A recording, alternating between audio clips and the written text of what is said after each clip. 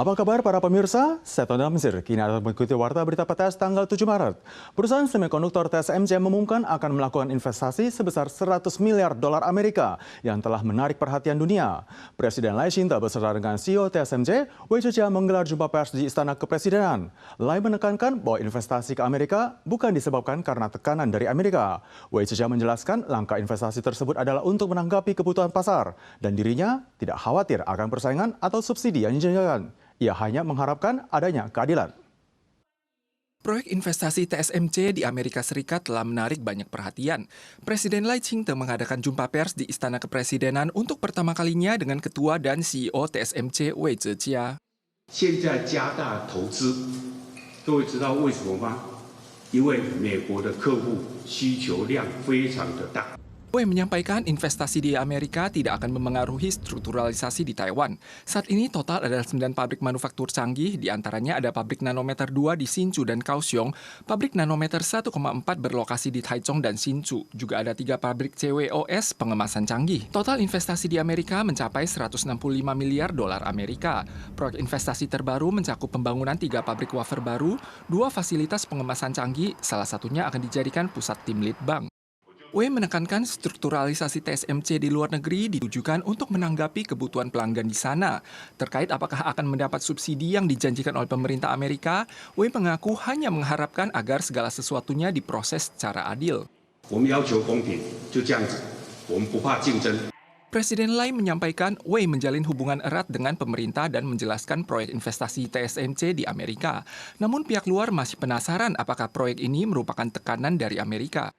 政府在台积电赴美的投资的过程当中，并没有接受到来自美国的压力。 Wei menyampaikan TSMC dapat terus mencapai kemajuan yang stabil. Meskipun telah ada teknologi lead bank baru, mereka tetap harus melewati ujian kuantitas, menyempurnakan teknologi, dan melakukan peningkatan optimal. Lahan parkir kantor polisi cabang Wufeng, Taichung dibuka bagi warga setempat untuk parkir kendaraan sejenak saat berbelanja sayuran. Pekan lalu tanpa terduga ada sepasang pekerja migran ilegal yang parkir di lokasi tersebut saat belanja sayuran dan berakhir dengan penangkapan langsung di tempat oleh pihak kepolisian. Pekan lalu, pasangan yang hendak berbelanja sayuran di kawasan Wufeng, Taichung memarkirkan kendaraannya di lahan parkir yang ada di samping kantor polisi. Polisi melihat adanya keanehan sikap pasangan tersebut, kemudian menghampiri dan menemukan jika mereka adalah pekerja migran kaburan.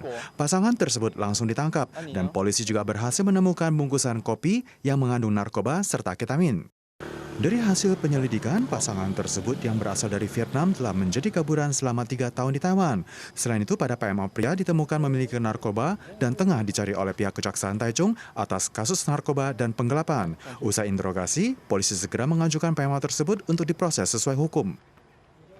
Jika hendak membeli pil kontrasepsi usai hubungan seksual di Taiwan, membutuhkan surat resep dari dokter. Apakah pil tersebut dapat dikategorikan menjadi obat berindikasi agar masyarakat dapat mudah membelinya di apotik? Semua ini telah menjadi perdebatan yang menahun. Meskipun pihak FDA telah mengundang ormas dan kalangan medis untuk membahasnya bersama, namun masih belum mencapai sebuah kesepakatan. Ada sebagian wanita menggunakan pil kontrasepsi setelah melakukan hubungan seksual untuk mencegah kehamilan. Di Taiwan saat ini, pil kontrasepsi merupakan obat yang membutuhkan resep dokter. Namun ada ormas wanita mengimbau agar dijadikan sebagai obat bebas yang dapat dibeli di apotik tanpa memerlukan resep dokter guna melindungi hak otonomi reproduksi kaum Hawa. 我们的女性她能够以最及时而且方便而且成本比较低的方式能够取得到这个药，然后对她的健康，这个卫教的方面一定要完整。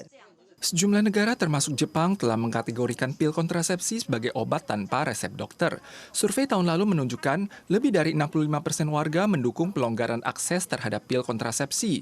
Sebenarnya pada awal tahun 2016, FDA telah siap memasukkan pil kontrasepsi dalam daftar obat bebas dan mengatur bahwa obat ini hanya boleh digunakan oleh wanita di atas 17 tahun, namun malah mendapat tantangan keras dari kalangan medis. 把常规的变成事后避孕药变成一个很容易拿得到的避孕方式，会造成这些避孕药的滥用，造成青少年的健康会出问题。Pakar medis menyampaikan, jika obat ini dibeli bebas di apotik, hal ini dapat menyesatkan lebih banyak wanita, terutama remaja putri yang merasa jika makan obat pasti tidak akan hamil, sehingga beresiko mendongkrak aktivitas seksual berbahaya dan menyebabkan lebih banyak masalah sosial. Menanggapi hal ini, FDA akan mengundang ormas dan kalangan medis untuk membahas masalah ini. Masyarakat Taiwan gemar mengonsumsi minuman kocok, namun banyak yang tidak tahu jika ada sebagian pelaku usaha yang menggunakan susu konsentrat beku. Susu tersebut adalah susu yang dikeringkan kemudian tinggal menambah air saat hendak digunakan, di mana menjadikannya lebih murah 30% berbanding susu segar. Asosiasi Industri Susu berharap pemerintah dapat menekankan para pelaku usaha untuk menuliskannya dalam label produk secara jelas. Susu jenis apa yang digunakan oleh para pelaku usaha minuman kocok dalam bahan baku yang dijualnya? Seperti yang telah diketahui, di pasaran terdapat creamer non-susu, susu segar, ada pula yang menggunakan susu konsentrat beku, di mana merupakan jenis susu yang dikeringkan dengan suhu tinggi, dipadatkan dan kemudian dibekukan. Asosiasi Industri Susu memaparkan susu konsentrat beku merupakan produk impor asal Selandia Baru dan Australia yang harganya lebih murah 30% berbanding susu segar. Akan tetapi belum ada kebijakan yang mewajibkan pelaku usaha untuk menuliskan sumber dan jenis bahan baku untuk produk yang dijualnya. Untuk itu, pemerintah diimbau agar menekankan para pelaku usaha untuk menuliskannya dalam label kandungan produk. Harga sayur kol peradaan pasca Imlek di Taiwan terus mengalami penurunan. Hal ini karena penanaman yang berlebihan pada akhir tahun lalu. Kini harga sayur kol rata-rata berada pada 5 hingga 10 dolar Taiwan yang membuat para petani sayur sengsara. Perkumpulan Ketua RT Distrik Linyuan, Kaohsiung dan pabrik Thai Power Tallinn memborong 20.000 sayur kol dengan harga 13 dolar Taiwan per buahnya dan kemudian membagikannya secara gratis kepada masyarakat. Antrean panjang muncul di pasar malam Linyuan Kaohsiung pada pagi hari. Warga rela mengantri demi mendapat kol gratis. Akibat penanaman berlebihan, harga kol pasca Imlek terus anjlok. Harga rata-rata per buah saat ini cuma 5 hingga 10 dolar. Perkumpulan Ketua RT Distrik Linyuan Kaohsiung dan pabrik Thai Power Tallinn memborong 20.000 kol seharga 13 dolar per buah dari petani sayur untuk dibagikan secara gratis tanggal 7. 高丽菜种植很多，差不多有100公顷，所以农民现在高丽菜在市场卖1颗差不多5块或8块，有的卖到10块。 Ketua RT mengimbau pemerintah membantu membeli kol untuk dijadikan hidangan bergizi bagi para tentara nasional atau sekolah.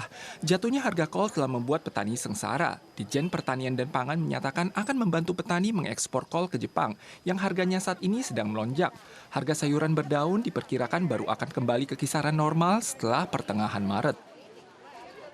Para pemirsa sekalian, sekian Warta Berita dari PTS. Kita suah lagi di lain kesempatan. Sampai jumpa.